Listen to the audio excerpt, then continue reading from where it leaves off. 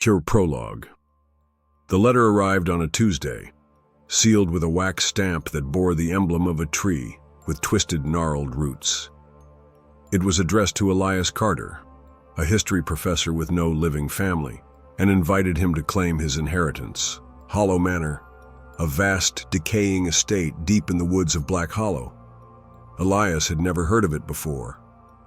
Inside the envelope, a second note read, "The house has waited long enough.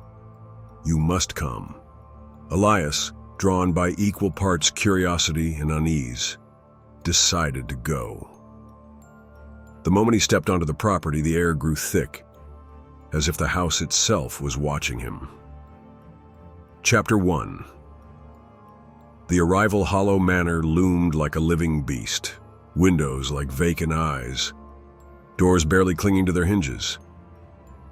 The woods surrounding it were unnaturally silent. As Elias pushed the heavy front door open, the scent of damp wood and something metallic invaded his senses. A grand staircase stretched upward, its banister carved with intricate faces contorted in silent screams. He ran a hand over the wood, only to jerk back as something shifted beneath his palm, like muscle under skin. The house exhaled. He told himself. It was the wind. Chapter 2. The house remembers. The first night, Elias discovered the journals. They belonged to Victor Hollow, the original owner, and spoke of the echoes, something unseen but ever present in the manor. Pages upon pages documented the gradual listening of the house.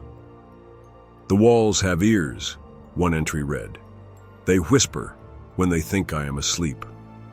As Elias read, the lantern flickered violently, casting shifting shadows along the walls. Then, from the end of the hallway, a soft creak. Footsteps, but not his. Chapter 3. The Unseen Guests. Elias began hearing murmurs from behind doors he hadn't opened. The words were distorted, but he caught fragments. "He's come home. He doesn't remember. The house must remind him." One night he awoke to the sound of scratching, deep, deliberate gouges against his bedroom door. The next morning, he found the words, "Speak with us," etched into the wood. A dream? He wasn't sure anymore. Chapter 4. The Mirror Room. One door in the manor was locked with 7 rusted chains.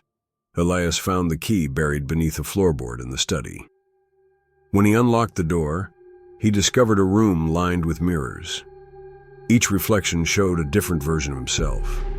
One with hollow eyes, another with a twisted grin, one whispering to someone unseen. But the last mirror held no reflection at all. Instead, it showed the room behind him. A dark figure stood there staring, watching with a time when matters. He turned around. The room was empty, but the mirrors laughed. Chapter 5. The Truth Beneath. The journals hinted at a ritual one Victor Hollow never completed.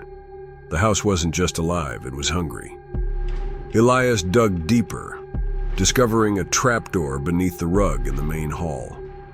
It led to a cavernous space filled with skeletal remains, dozens, maybe hundreds. The walls pulsed like flesh, and the whispering grew deafening.